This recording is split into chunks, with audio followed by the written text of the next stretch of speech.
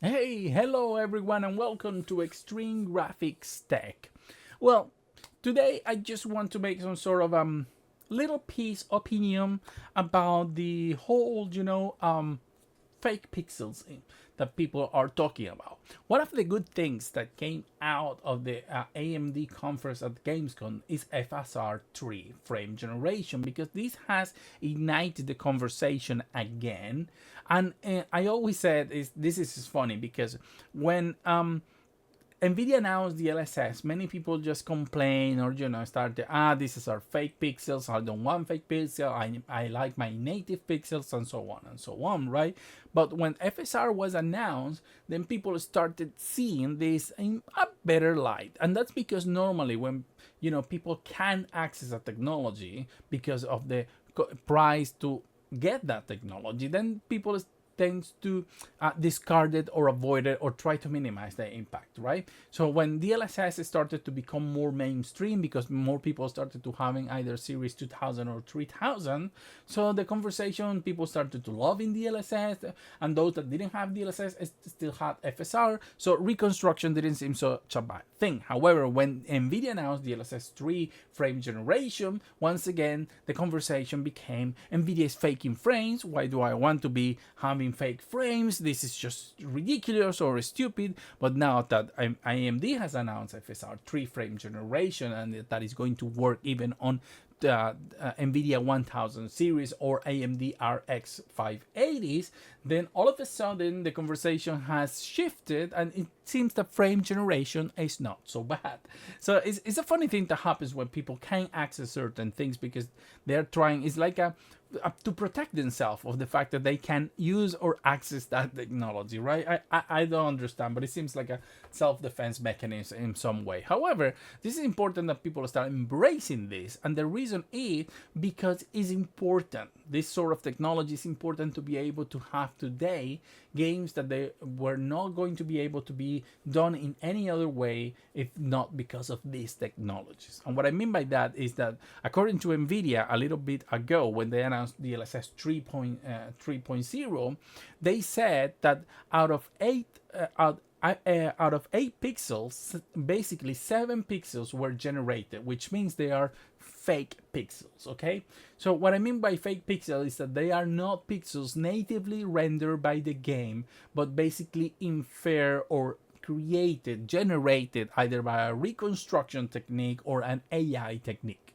Okay, so how do they got these numbers? As my understanding goes, just to give you an example, this is because they are using DLSS performance mode at 4K plus DLSS frame generation. So what this means is, as you know, DLSS performance when you're using a 4K resolution works internally at 1080p. That means that for each 4 pixels, one is real because from 1080p it reconstructs or creates a DLSS image to 4K, which is 8 million pixels. So that means that they create 6 million pixels. So for every 4 pixels, one is the real one and the other 3 are generated. However, when we add to the equation frame generation, then there is an extra frame that it wasn't created by the game at all. So we have those initial pixels and then an extra complete new frame that comes out of nowhere. So it's a little bit, you know,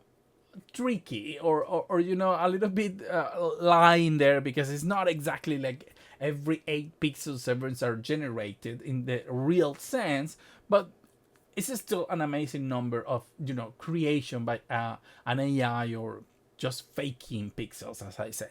So what means is the first frame is created starting from a 1080p image. It creates a 4K image.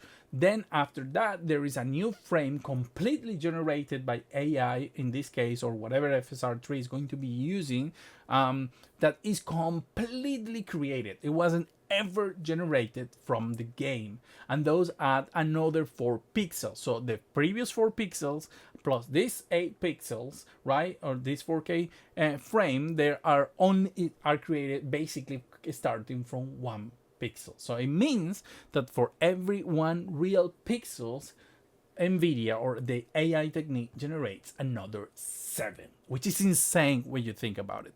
And this is reflected in here, and I'm going to show you this, okay? So you can see here I have 3 images, right? Okay, this is 3 this is a video, this is a record I did, and these 3 images, okay? This one here is the Cyberpunk game running at 4K native in overdrive mode in an RTX 4090.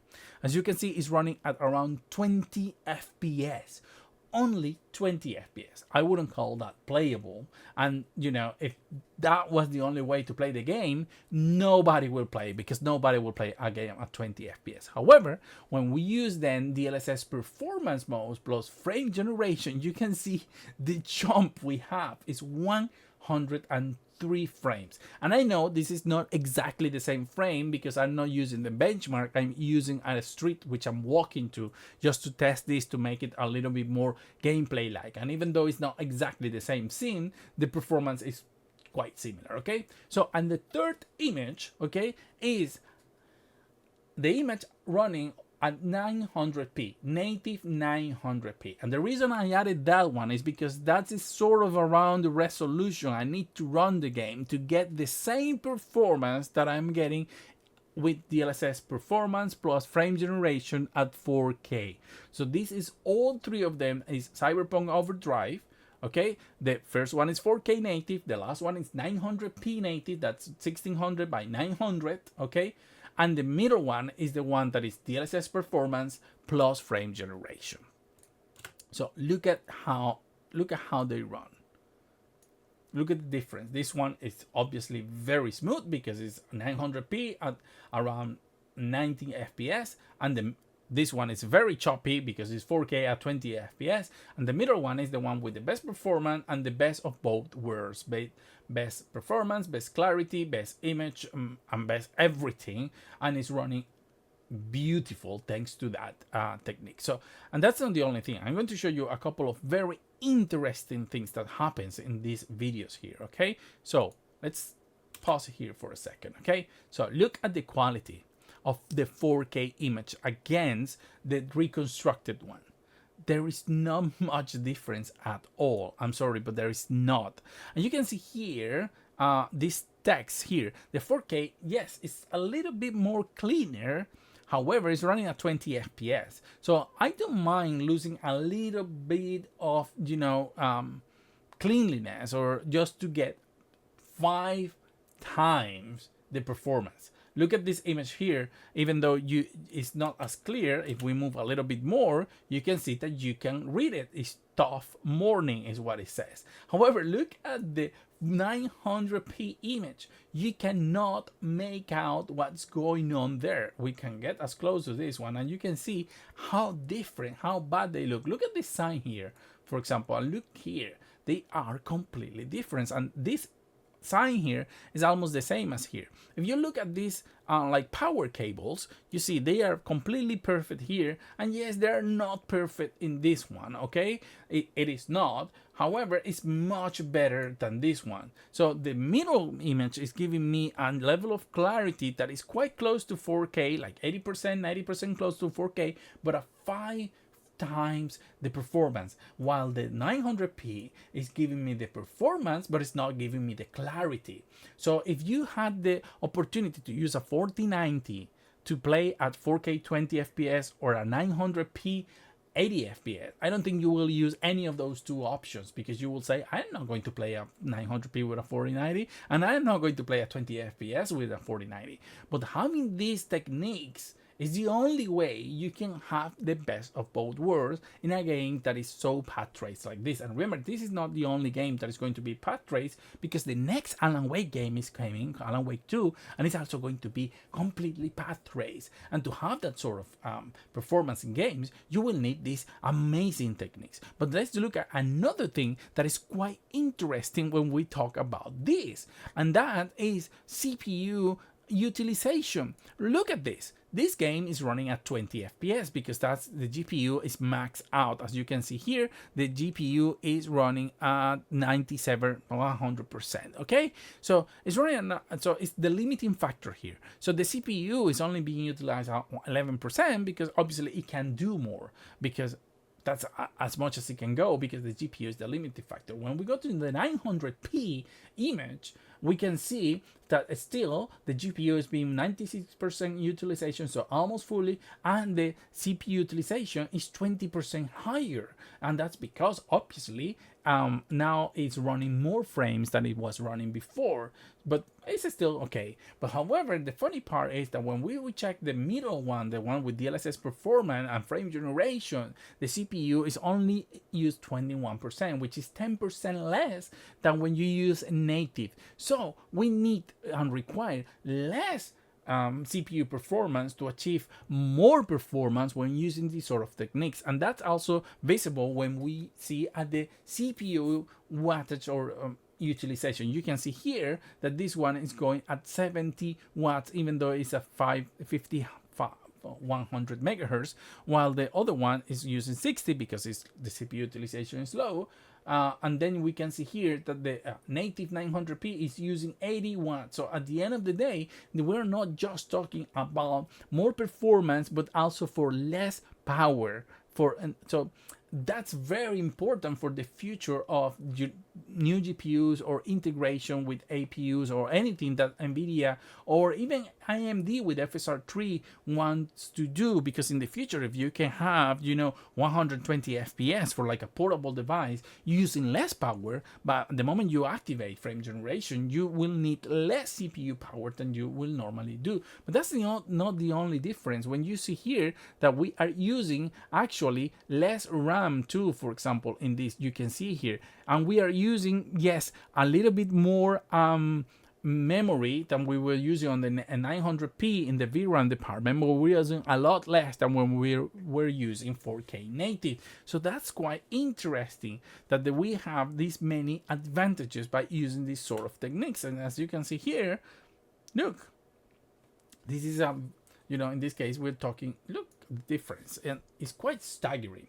And you may be thinking, yes, but you're talking about a 4090, but this, even in this case, is what I'm giving you. But I have recorded videos, but I thought it was going to make this particular video too long, of an RTX 4060 mobile playing this game at 1080p, also a more than 60 frames per second. And even though the RTX 4060 mobile is slower than a normal 4060, it's quite similar.